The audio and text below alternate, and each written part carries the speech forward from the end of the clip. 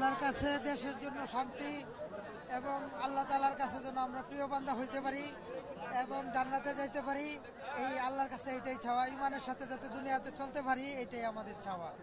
বেজালাত আছে দেশের মধ্যে, বেজালাত আছে দেশ, শান্তির দরকার।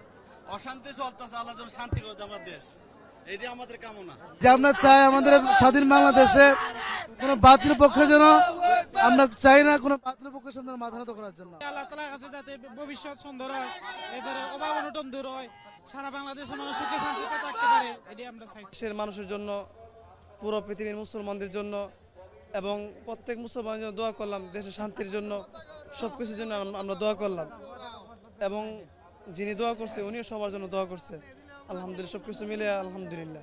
এই আল্লাহর কাছে মাফ চাইছি, আল্লাহ যে আমাদের গুনাহগুলো মাফ করে, আল্লাহ যে জান্নাত নসিব করে, এই জন্য সবার জন্য দোয়া করছি, আমাদের জন্য দোয়া করছি।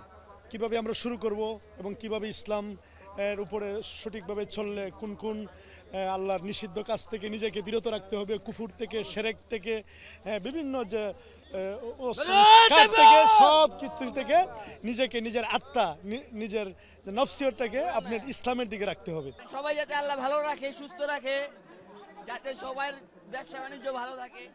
ইস্তেমা আসলে একটা মানুষ শুরু থেকে শেষ পর্যন্ত যদি সে শুনতে পায়, সত্যি তার খালেককে, কে তাকে সৃষ্টি করেছেন, এটা সে বুঝতে পারবে। এবং পয়েন্টগুলো এভাবেই তৈরি তুলছে মুরব্বীরা, যে তার শুরু লগ্ন থেকে যদি শেষ পর্যন্ত যদি কেউ ভালো করে অনুধাবন করে বুঝতে পারে, তাহলে তার আগামী প্রজন্ম তার এই দুনিয়াতে কীভাবে যে চলতে পারবে, কোন আদেশ নিষেধ মেনে চলার একটা সে উপায় পাবে ইনশাল্লাহ।